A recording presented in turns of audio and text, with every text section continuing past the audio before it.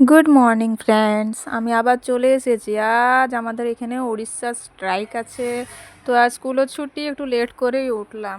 দেখো, অনেক দিন পর ছুটি পেলাম। আর দেখো এখানে ওয়েদার খুব মাস্ট ওয়েদার হয়েছে, তাই না?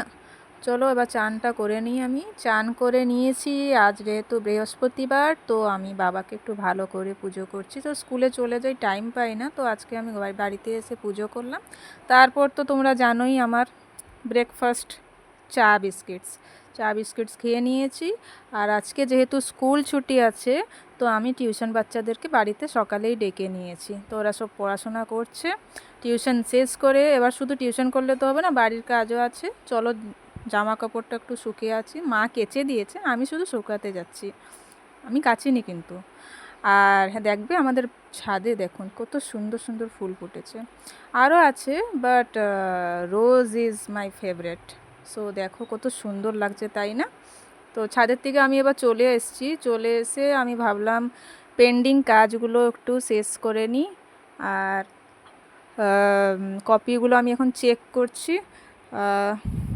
দেখো, তো কতগুলো কপি পেন্ডিং রয়ে গেছিলো, চেক হয়েছিল না, তো আমি ভেবেছিলাম আমি বাড়িতে বসে করে নেব।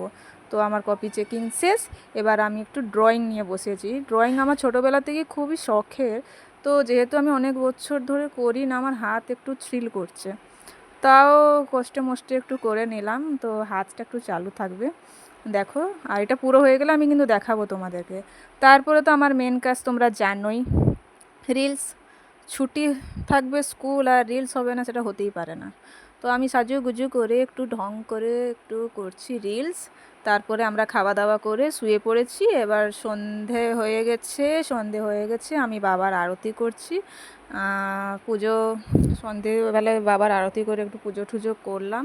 করে নিয়ে এবার আমার যে ড্রয়িংটা পেন্ডিং ছিল, চলো তোমাকে দেখাচ্ছি আমি, কত সুন্দর হয়েছে দেখো। ইটস নাইস না? আমার তো খুবই ভালো লাগছে, নিজেই করে বলছি। তারপর ছোটকু বড়কু এসে পড়াশোনা করছে। আর আজকে রাতে আমি ভাত খাইনি, মুড়ি খেয়ে ঘুমিয়ে পড়েছি। Tata, good night.